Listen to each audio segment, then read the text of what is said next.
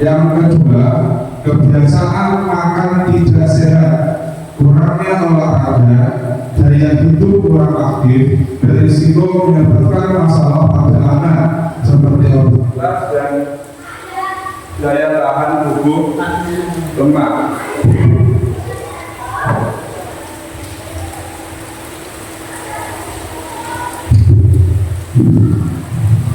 Kebiasaan ini yang sering kita temui sebagai seorang pengajar kepada peserta didik, karena kebiasaan makan tidak sehat apalagi di zaman sekarang itu terdapat hanya yang pemanis sama bahan pengawet kepada peserta didik.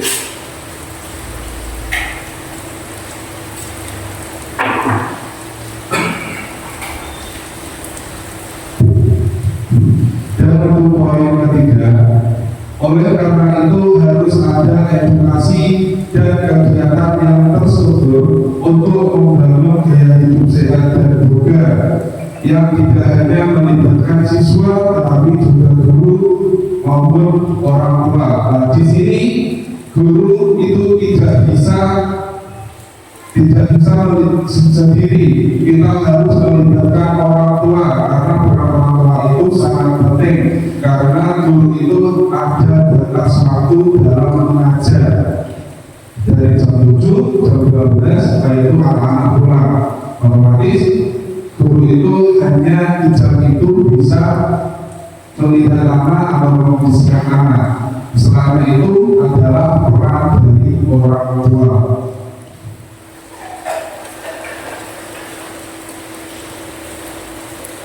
Selanjutnya, tujuan program di sini ada 4 poin. Yang pertama, membangun kebiasaan hidup sehat sejak dini, menanamkan nilai pentingnya kesehatan pada peserta didik. Yang kedua, meningkatkan aktivitas fisik di sekolah. Di sini kita sebagai guru tidak hanya mencontohkan anak ayo makan sehat, tapi kita juga bisa melibatkan anak kepada permainan olahraga atau olahraga secara ringan, itu tidak pada saat di lapangan atau di halaman sekolah. Bisa kita meningkatkan itu, contoh sebelum memulai pelajaran kita bisa melibatkan anak untuk olahraga ringan terlebih dahulu sebelum memulai pelajaran. Yang poin ketiga, meningkatkan pengetahuan tentang pola makan sehat. Yang keempat, mengembangkan kebiasaan tidur yang cukup. Itu dengan ini kita melibatkan lagi peran kedua orang tua untuk mengajarkan pentingnya tidur yang cukup agar peserta didik dapat belajar beraktivitas dengan baik. Selanjutnya, capaian program. Di sini terdapat 4 poin di dalam capaian program kebugaran untuk peserta didik. Yang pertama, siswa mampu memahami dan menerapkan dasar-dasar gaya hidup sehat. Kedua, siswa mampu terbiasa melakukan aktivitas fisik minimal 30 menit setiap hari. Itu baik di dalam kelas, bisa dilakukan di luar kelas bersama-sama dari kelas 1 ke kelas 6, atau bisa dilakukan per kelas sebelum memulai pelajaran.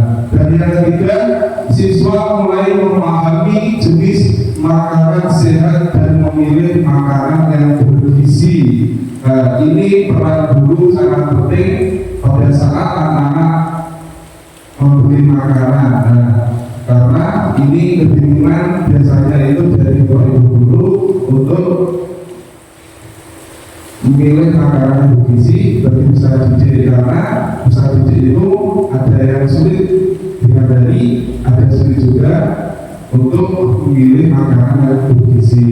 Dan yang terakhir, poin keempat, siswa memahami pentingnya tidur yang cukup dan pengelolaan waktu. Selanjutnya, langkah-langkah program dan hasil yang diharapkan. Di dalam langkah-langkah program ini ini terdapat dua edukasi. Yang pertama edukasi dan pelatihan awal sama edukasi pola makan sehat. Yang pertama edukasi pelatihan awal itu terdapat dua langkah.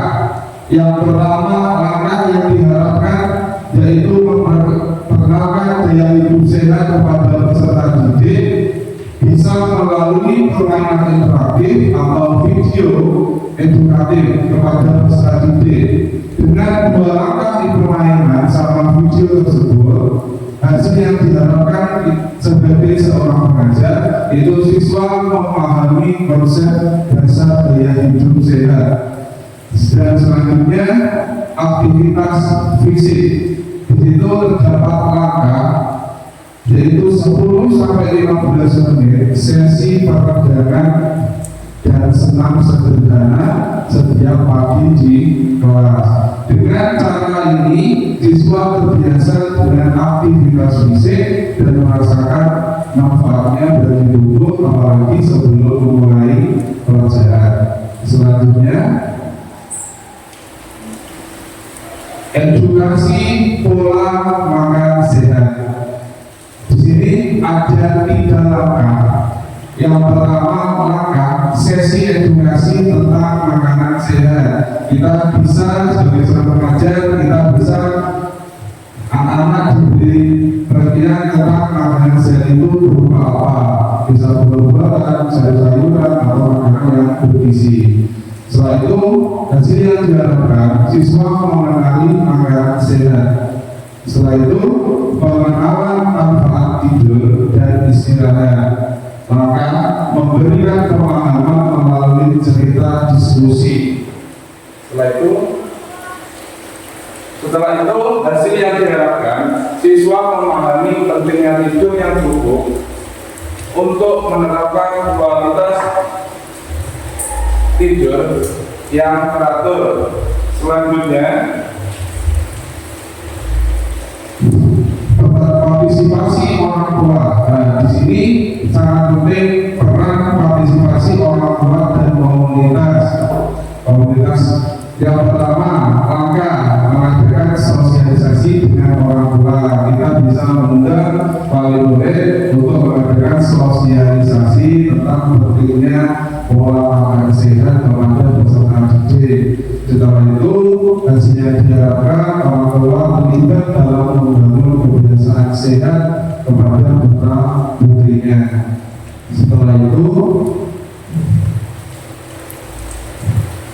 Setelah itu ada pernyataan tentang kapasitas yang dimiliki di kelas atau di sekolah. Di dalam pernyataan ini terdapat 2. Yang pertama, kelas dan sekolah memiliki lingkungan yang aman dan sehat untuk pelaksanaan aktivitas fisik. Yang kedua, sekolah memiliki waktu di pagi hari untuk kegiatan peregangan.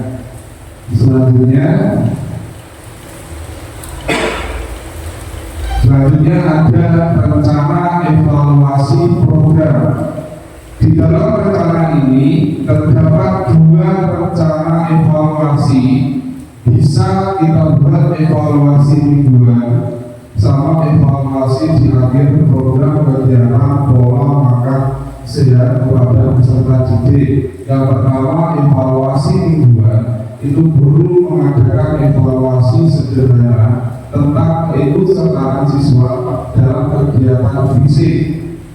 Dan untuk evaluasi akhir program melakukan survei menyeluruh terhadap siswa dan orang tua untuk mengevaluasi perubahan kebiasaan anak. Jadi selama mengikuti program makan sehat kebutuhan tubuh peserta didik, kita bisa mengevaluasi program-program untuk kebiasaan anak yang mungkin sebelumnya makanannya itu tidak sehat, tapi setelah melalui rencana ini peserta didik menjadi kebiasaannya menjadi baik dengan rencana evaluasi program pola makan sehat. Setelah ini ada tantangan di dalam membuat rencana itu pasti akan ada tantangan yang akan dihadapi. Yang pertama, kurangnya partisipasi aktif dari orang tua. Ini sering kita temui sebagai seorang pengajar dalam partisipasi kedua orang tua. Anak-anak memerlukan dukungan orang tua di rumah untuk menjalankan pola hidup sehat. Biasanya orang tua itu ada yang sibuk, ada yang bekerja, mungkin dengan itu orang tua itu tidak bisa menjalankan anaknya ini ada namanya program pola sehat. Dan keduanya kurangnya waktu di sekolah. Dengan jadwal pelajaran yang ada, strategi agar program bisa berjalan tanpa mengganggu waktu belajar siswa. Dan yang terakhir, poin ketiga, konsistensi kebiasaan anak. Siswa mungkin memerlukan dorongan lebih agar konsisten, terutama pada hal baru seperti memilih makanan sehat atau tidur cukup. Untuk konsultasi ini biasanya anak mungkin dalam 1 minggu guru memberitahu anak itu ngamuk. Setelah 1 minggu anak itu biasanya lupa dengan kebiasaannya. Dan ini kita sebagai seorang pengajar tantangannya harus bisa membuat konsisten kepada peserta didik agar peserta didik mau pola makan hidup sehat. Dari 9 tahapan tadi, kesimpulannya, dengan adanya program ini diharapkan menjadi landasan bagi siswa di sekolah kita dalam memahami dan menjalani gaya hidup sehat yang dapat terus dikembangkan di masa yang sekarang, di masa yang akan datang. Ini adalah kesimpulan dari 9 program tadi dalam pembentukan pola makan sehat serta pembentukan jasmani pada peserta didik.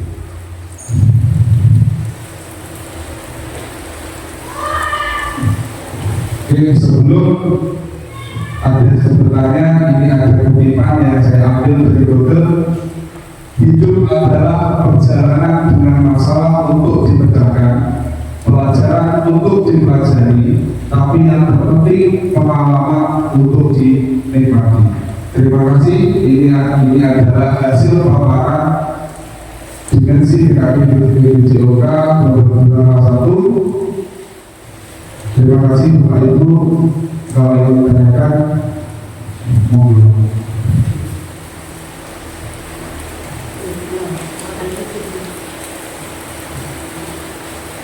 Pak Franky, tanya dia. Ini bukan monggo.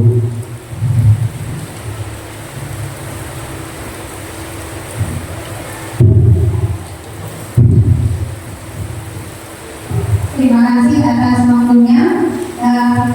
Tadi kan panjenengan menjelaskan tentang gaya hidup sehat untuk peserta didik, dan pastinya ini tidak hanya untuk peserta didik tapi juga seluruh warga yang ada di sekolah.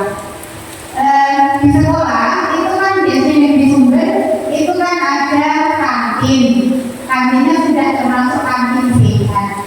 Ada makanan-makanan sehat yang dipersiapkan di kantin, tujuannya agar anak itu membeli makanan sehat di kantin saja.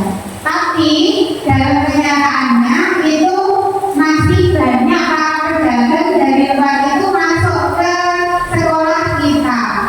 Itu bagaimana caranya atau solusinya Pak, agar anak itu tetap membeli makanan sehat di kantin, sedangkan untuk yang dijual di luar itu kita tidak tahu itu mengandung makanan yang pengawet atau ada pengawetnya atau ada pemanisnya atau mungkin penyedap rasa yang berlebihan. Mungkin dijelaskan bagaimana caranya untuk mengantisipasi anak tersebut. Terima kasih. Terima kasih Bu Rima atas pertanyaannya. Mungkin itu saya berikan solusi. Di SD itu sudah terdapat yang namanya kantin sehat. Tapi banyak dari pedagang itu yang masuk ke dalam area sekolah itu yang mungkin kita tidak tahu itu mungkin kita sebagai warga sekolah, kita mungkin melakukan kesepakatan, terutama terhadap guru-guru dan kepala sekolah, agar para pendidikan itu tidak boleh masuk di dalam sekolah. Kita harus tegas karena itu kita untuk anak kita. Contohnya, para pendidikan itu tidak boleh masuk di dalam sekolah, dan kita lagi dalam agar kita bisa berbeda atau bertulisan tidak boleh jualan. Bukan itu tujuan kita untuk itu tidak bermaksud, tapi tujuannya itu kita anak-anak itu biar kondisinya itu tetap dengan pola makan yang sehat. Mungkin itu solusinya. Kita intinya dari solusi ini kita pertama bikin kesepakatan dulu sama guru, sama kepala sekolah, atau warga sekolah tentang kejadian itu tidak boleh masuk. Setelah itu kita harus tegas kepada para pendidikan. Mungkin itu bagaimana. Terima kasih atas masukan. Jadi ini buat masukan untuk guru-guru dan juga semua warga sekolah untuk menjaga anak didik kita agar selalu sehat dan menjaga hidup sehat. Terima kasih Pak Freddy. Terima kasih banyak. Semoga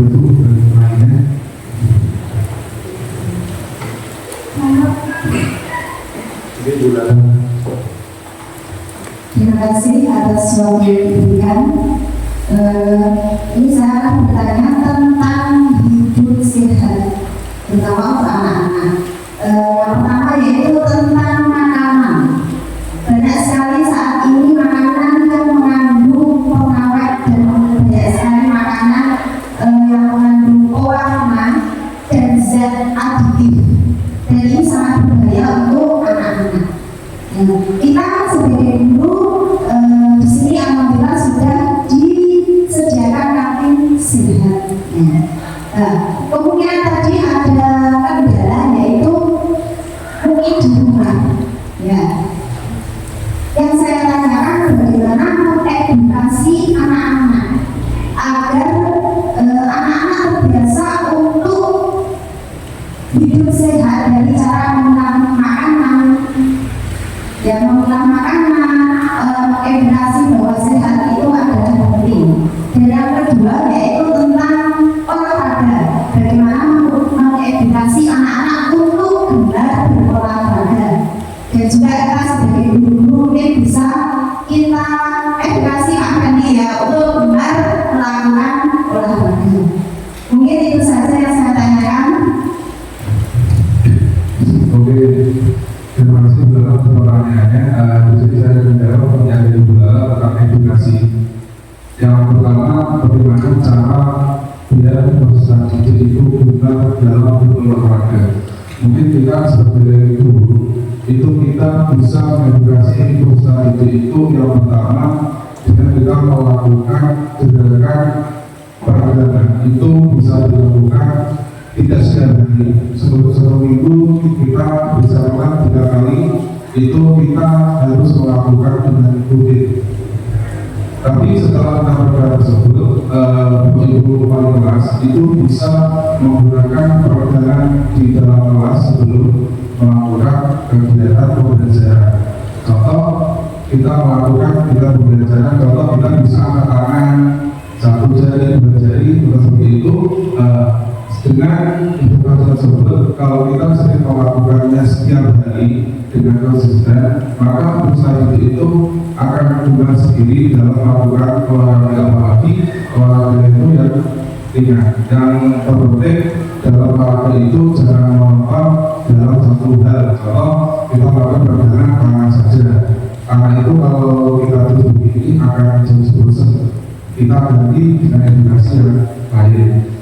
Dengan pertanyaan yang kedua tentang pola makan hidup sehat, kita tadi sudah sampaikan di awal baik, kita sebagai guru itu tidak bisa sendiri, kita harus melakukan peran pada orang tua. Di sini bahasa didik kita edukasi juga tentang pola makanan sehat. tadi saya jelaskan di bawah poin itu kita bisa melakukan dengan kita bisa melihatkan peserta didik itu melalui video atau poster tentang makanan sehat, atau kita bisa mengedukasi peserta didik itu di kantin sehat. Nah, setelah itu kita lakukan setiap hari atau satu minggu beberapa kali. Setelah itu kita bisa mengadakan sosialisasi kepada tantangannya itu kita sebagai pengajar harus bisa bersosialisasi kepada orang tua, karena orang tua itu sangat vital, karena orang tua itu jangka waktunya itu lebih lama daripada guru yang ada di sekolah. Mungkin dua itu yang bisa saya jawab adalah. Ya, terima kasih Pak Ferdi atas jawaban yang telah diberikan. Semoga kita nanti bisa menerapkan dan guru bisa memberikan contoh ya dan edukasi yang baik terhadap anak-anak bagaimana menerapkan pola hidup sehat dan kita sendiri sebagai pengajar. Terima kasih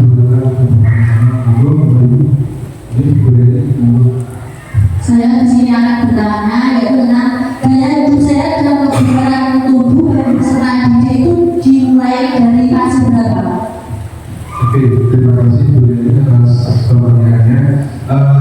Di dalam melakukan pola hidup sehat itu kita mulai dari fase A atau fase kelas 1. Kalau kita sebagai seorang pengajar di sekolah biasa, kita mulai dari kelas 1. Karena pola hidup sehat itu kita tidak bisa langsung ke SMA, karena sudah dewasa. Kita bisa melakukan pola hidup sehat itu dari fase A, fase kelas 1, akan lebih lanjut ke fase B, ke fase C. Mungkin itu boleh kita mulai dari fase A lebih dulu untuk menerapkan pola hidup sehat. Ya, terima kasih.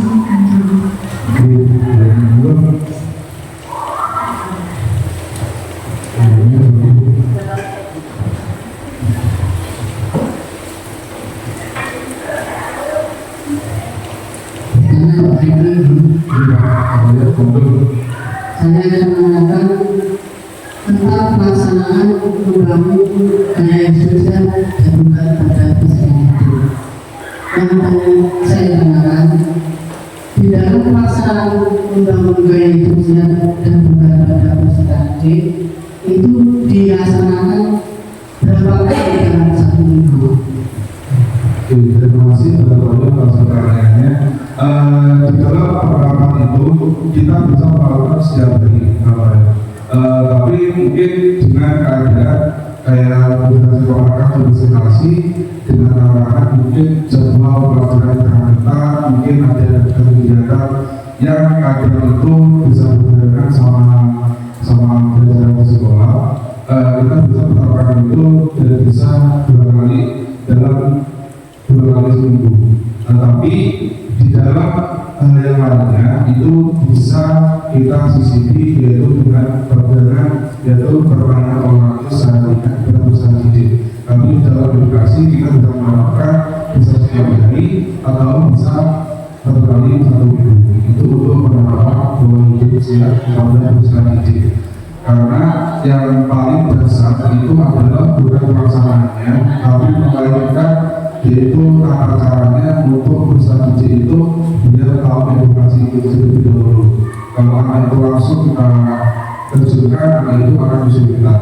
Akhirnya kita kasih edukasi dulu tentang bermain olahraga, atau video dan sebagainya untuk dalam pelaksanaan itu. Itu Terima kasih sudah mengisi.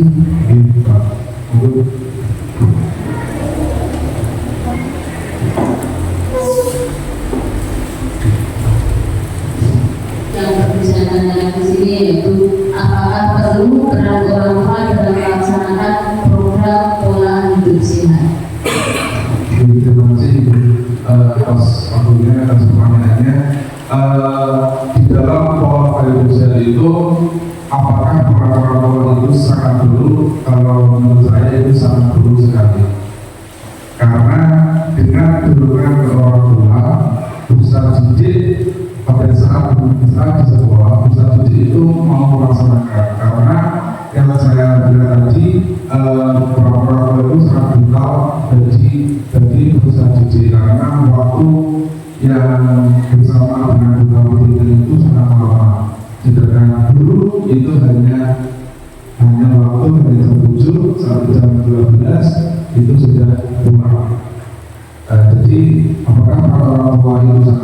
bagi saya itu penting sekali.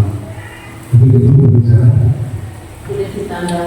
Untuk Bagaimana cara melibatkan orang tua? cara mendekatkan kedua orang tua itu yang pertama kita bisa mengadakan sosialisasi. Tapi sebelum kita mengadakan sosialisasi, kita mengedukasi dulu. Contoh di dalam SD itu nanti ada lima. Kita bisa di CV kalian contoh anak belajar di rumah makanannya seperti apa. Kita bisa melalui pertemuan dulu.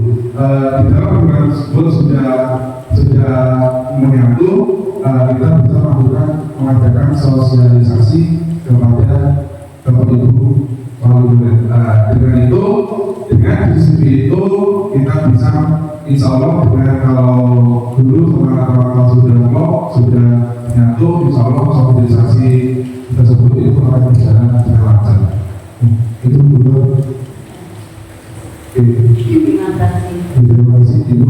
Ada lagi Bapak Ibu. Terima kasih Bapak Ibu semua. Ini hasil pengawaran aplikasi saya tentang bangunan gaya hidup saya dan juga Dr. Samidin. Sekian presentasi dari saya. Jika ada salah kata, mohon maaf yang sebesar-besarnya. Saya akhiri. Wassalamualaikum warahmatullahi wabarakatuh.